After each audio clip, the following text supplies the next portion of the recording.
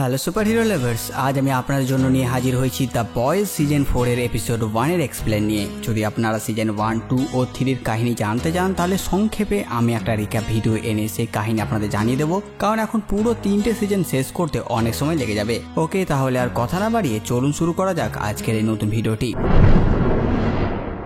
এপিসোডের শুরুতেই সিজন 1, 2 ও 3 সিনগুলো রিক্যাপ হিসেবে দেখানো হয়। তারপর আমরা দেখি ভিক্টোরিয়াকে, সে এখন ভোটের প্রার্থী আর তাই একটি পার্টি টাইপ হচ্ছে সেখানে। আর তখন সেখানে আমরা কিমিকোকে দেখি যে একজন ওয়েটারের ছদ্মবেশে সেখানে প্রবেশ করেছে। এরপর আমরা এমএম ও ফ্রেঞ্চিকেও দেখতে পাই বাইরে একটা ভ্যানে বসে থাকতে। আসলে তারা এখানে ভিক্টোরিয়াকে মারার জন্য এসেছে। ফ্রেঞ্চি কিছু একটা কেমিক্যাল বানিয়ে এসে এদিকে স্টারলাইটের সাহায্যে হিউই সিসিটিভির অ্যাক্সেস ভ্যানে থাকা তার টিম সাথীদের দিয়ে দেয়। ফলে ভ্যান থেকে তারা সবাই ভেতরে কি চলছে সেটা দেখতে পায়। এরপর এমএম বুচারকে ডাকে, কিন্তু বুচারের কোনো রিপ্লাই আসে না। অপরদিকে তখন আমরা দেখি বুচারকে তার বমি হচ্ছে আর তার অবস্থা খুব খারাপ। সে খুব বেশি কয়েক মাসের মধ্যে মারা যাবে।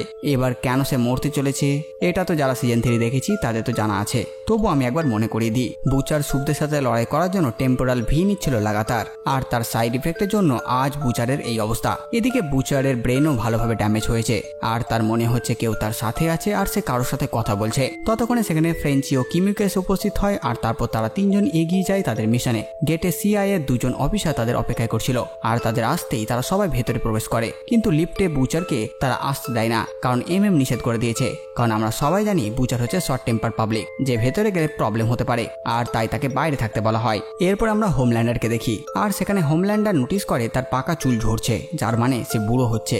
সে সেসব বাদ দিয়ে পার্টিতে যায়। তার ছেলে রায়ানও এসেছিল পার্টিতে, কিন্তু এতজনকে সামনে দেখে রায়ান নার্ভাস হয়ে যায়। তখন হোমল্যান্ডার তার ছেলেকে বোঝায় যে এরা তো সাধারণ মানুষ আর এরা আমাদের কাছে পুতুলের মতন, এক ধরনের খেলনা, এদের দেখে নার্ভাস হবার কি আছে। হোমল্যান্ডারকে দেখে ভিক্টোরিয়া অবাক। ওদিকে ভ্যান থেকে তারা সিসিটিভিতে দেখে নেয় হোমল্যান্ডারকে, যা দেখে এমএম তার সাথীদের বলে যদি সামনে হোমল্যান্ডার আসে তো তার সাথে পাঙ্গা নিও না, যেটা বুচারও শুনতে পায়। ওদিকে ভিক্টোরিয়া হোমল্যান্ডারকে সামনে দেখে তার মেয়ে জয়ী ও রায়ানকে আইসক্রিম খাবার জন্য সেখান থেকে অন্য জায়গায় পাঠিয়ে দেয়, যাতে সে হোমল্যান্ডারের সঙ্গে কথা বলতে পারে। হোমল্যান্ডার নিজের ফায়দার জন্য এসেছিল সেখানে, কিন্তু ভিক্টোরিয়ার কোনো দরকার নেই তার। অপরদিকে বুচার গিয়ে রায়ানের সাথে দেখা করে আর সে রায়ানকে বোঝায় যে আমার সাথে চলো। হোমল্যান্ডার ভালো মানুষ না, রায়ান জানায়, তবুও সে তার বাবা। ততক্ষণে সেখানে হোমল্যান্ডার আসে আর বুচারের সাথে কথা বলে, আর তাকে দেখে হোমল্যান্ডার বুঝে যায় বুচার মরতে চলেছে, তার কাছে বেশি সময় নেই। আর তাই সে বলে আমি ভেবেছিলাম আমাদের লড়াই দুর্দান্ত হবে, কিন্তু তুমি তো মরতে চলেছ।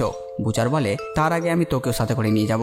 আর তারপর হোমল্যান্ডার রায়ানকে সেখান থেকে নিয়ে চলে যায়। অপরদিকে কিমিকো ফ্রেঞ্চি ভিক্টোরিয়ার রুমে লুকিয়ে প্রবেশ করে আর তার আই ড্রপকে তার কেমিক্যালওয়ালা সে অ্যাসিড আই ড্রপের সাথে বদলে দেয়। কিন্তু ততক্ষণে সেখানে ভিক্টোরিয়ার মেয়ে জয়ী এসে যায় আর সে সিআই এর অফিসারকে দেখে আর তার সন্দেহ হয় আর সে তাদের উপর আক্রমণ করে তাদের মেরে ফেলে, কারণ সেও একজন সুপ আর তার কাছেও সুপার পাওয়ার আছে। সাথে সাথে সে ফ্রেঞ্চিকেও মারতে যায়, কিন্তু তার সামনে কিমিকো এসে যায়, ফলে কিমিকোর একটি হাত সে কেটে নেয়। এইসব কিছু ভ্যান থেকে তারা দেখে আর এমএম ও স্টারলাইট দৌড়ে যায়। ওদিকে জয়ী ফ্রেঞ্চি ও কিমিকোর পেছনে আসার কারণে তাদের কাছে আর কোনো রাস্তা নেই, আর তাই তারা বিল্ডিং থেকেই জাম্প করে। স্টারলাইট এদিকে উড়ে কিমিকোকে ধরতে যায়, কিন্তু একটু আগে যেহেতু কিমিকোর হাত জয়ী কেটে নিয়েছিল তাই সেটি রিজেনারেট হচ্ছে আর এখন তার হাতটি অনেক ছোট, আর তাই স্টারলাইট সেটা ধরতে পারে না আর কিমিকো নিচে পড়ে। কিন্তু স্টারলাইট ফ্রেঞ্চিকে বাঁচিয়ে নেয়। তারপর তারা নিচে আসে। কিমিকোর অবস্থা একদমই খারাপ, কিন্তু সে ধীরে ধীরে হিল হয়ে যায়।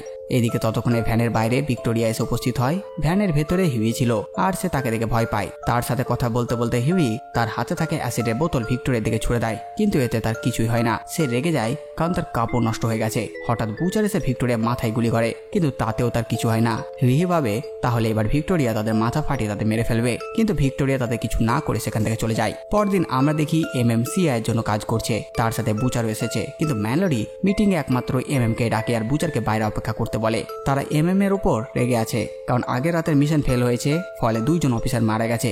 এমএম তাদের জানিয়ে দেয় যে ভিক্টোরিয়াকে মারা সম্ভব নয়, তার উপর অ্যাসিড ও গুলি এগুলো কোনো প্রভাবই পড়ে না। সেখানে রবার্ট সিঙ্গার তাকে জানায় আগামী 6 জানুয়ারি ভোট, আর তারপর ভিক্টোরিয়া প্রেসিডেন্ট হয়ে যাবে, আর তাই তাকে তাড়াতাড়ি সরাতে হবে। বাইরে আমরা বুচারকে বসে থাকতে দেখি, আর সেখানে তখন জো কেসলার আসে। অনেকদিন পর তাদের সাক্ষাৎ হয়, কারণ আগে তারা একসাথে আর্মিতে ছিল। কেসলারেরও সেম ইচ্ছা যে হোমল্যান্ডারের মৃত্যু হোক, আর সে বুচারকে বলে তোমাকেই কিছু করতে হবে, নইলে সুপ উপর আমাদের ধরে খাঁচায় বন্দি করবে এমন দিন খুব তাড়াতাড়ি আসছে। ওইদিকে এমএম এর সাথে তার এক্স ওয়াইফের সাথে দেখা করে আর তাকে জানায় যে সে টডকে ঘর থেকে বের করে দিয়েছিল, কারণ সে একটু বেশি হোমল্যান্ডার করে পাগল হচ্ছিল। কিন্তু যখন থেকে টড গেছে তখন থেকে তার মেয়ে ভালো নেই, কারণ তার সাথে ওদের মেয়ের ভালো বন্ডিং ছিল।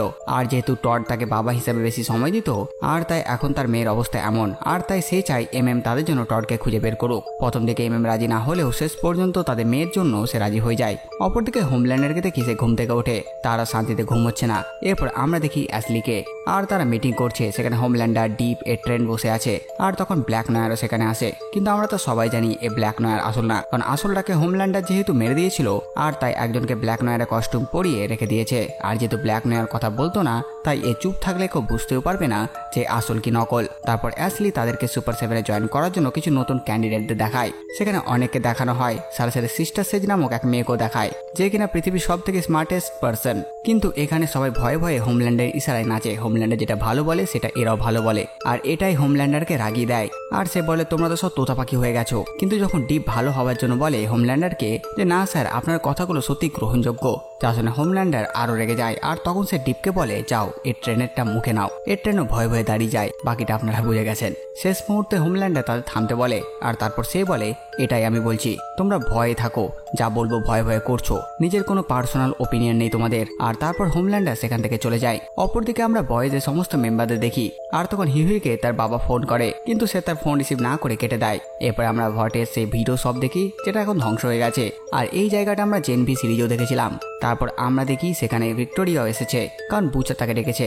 আর তাকে সে ভাইরাসের ব্যাপারে জিজ্ঞেস করে, যেটা সাহায্যে সুপদের মারা সম্ভব। কিন্তু সে জানে এই ভাইরাস হোমল্যান্ডারকে মারতে পারবে না। কিন্তু ভিক্টোরিয়া তার সাহায্য এমনি এমনি করতে রাজি হয় না, বরঞ্চ সে বুচারকে বলে আমি তোমাকে এই ইনফরমেশন তখন দেব যদি তুমি হিউইর কাছে থাকা আমার ক্রাইমের ফাইল ডিলিট করাতে পারো। এই বলে ভিক্টোরিয়া সেখান থেকে চলে যায়। এরপর আমরা হিউইকে দেখি, তার ফোনে একটি ভয়েস মেসেজ আসে। আর সে সেটা শুনে দৌড়ে হাসপাতালে যায় আর দেখে তার বাবা ভর্তি। ওদিকে আমরা স্টারলাইট মানে অ্যানিকে দেখি, সে একটা চ্যারিটি চালায়। আর সেখানে সে জানতে পারে তাদের ফান্ডে শর্ট হয়েছে। আর তখন কলিন এসে অ্যানিকে জানায় যদি সে আবার স্টারলাইট হয় তাহলে আবার ফান্ডিং আসতে শুরু করবে, কারণ দর্শকরা স্টারলাইটকে চায়, অ্যানিকে নয়। এরপর সেখানে ফ্রেঞ্চি আসে, আর তার সাথে কলিনের একটু বেশি গভীর সম্পর্ক শুরু হয়ে যায়। তারপর আমরা আবার হোমল্যান্ডারকে দেখি, তার সেই একই প্রবলেম, চুল ঝরা। এরপর সে সিস্টার সেজের ফাইল দেখে আর তার কাছে যায়, আর তাকে তার জ্ঞানের প্রমাণ দেখাতে বলে। সিস্টার সেজ ভয় না পেয়ে হোমল্যান্ডারের ব্যাপারে সব বলতে শুরু করে, এমনকি তার বুড়ো হয়ে যাওয়ার কথাটাও বলে। হোমল্যান্ডার এরপর থেকে সেজের কাছ থেকে অ্যাডভাইস নিতে শুরু করে, আর তাকে 7 জয়েন করার জন্য বলে। সেজ তাকে বলে তুমি মানুষদের একে অপরের সাথে লড়িয়ে দাও, আর তারপর তাদের কাছে এসে মহান হয়ে যাও। অপরদিকে হিউই বুচারকে তার বাবার ব্যাপারে বলে। বুচার হিউইকে সান্ত্বনা দেয় যে তার বাবা খুব তাড়াতাড়ি সুস্থ হয়ে যাবে। ততক্ষণে সেখানে অ্যানি আসে, আর তারা সেখান থেকে চলে যায়। আর তখন আমরা দেখি বুচারের কাছে হিউইর পেন ড্রাইভ, যে সেটা হিউইর কাছ থেকে বের করে নিয়েছে। ওদিকে এমএম কিমিকো ফ্রেঞ্চিকে নিয়ে টডকে খুঁজতে বেরোয়, আর তারা টডকে পেয়ে যায় রাস্তায়। টডের সাথে আরো 2 জন ব্যক্তি ছিল যারা হোমল্যান্ডারের সাপোর্টার। এমএম তাদের ফটো নেয়। ততক্ষণে সেখানে সিস্টার সেজ এসে উপস্থিত হয়, আর সে তাদের 3 জনকে হোমল্যান্ডারের সাথে দেখা করাতে নিয়ে যায়। তারপর হোমল্যান্ডার এসে তাদের সাথে দেখা করে। কিছুক্ষণ পর হোমল্যান্ডার ডিপেট্রেনোনয়েরকে বলে এদেরকে মেরে ফেলো বেসবলের ব্যাট দিয়ে। প্রথমে তারা এটাকে মজা ভাবলেও হোমল্যান্ডার সিরিয়াস, আর তাই তারা 3 জন সেখানে তাদের মেরে ফেলে। আর তারপর হোমল্যান্ডার বিল্ডিং এর বাইরে আসে, আর সেখান থেকে উড়ে চলে যায়। এরপর আমরা কোর্টের বাইরে হোমল্যান্ডার ও স্টারলাইটের সাপোর্টারদের দেখি, তারা প্রোটেস্ট করছে। আর তারা এখানে অপেক্ষা করছে হোমল্যান্ডারের কোর্টের রেজাল্টের জন্য, কারণ গত সিজনে শেষে হোমল্যান্ডার একটি মানুষকে মেরে ফেলেছিল, কারণ সে তার ছেলেকে বোতল ছুড়ে মেরেছিল।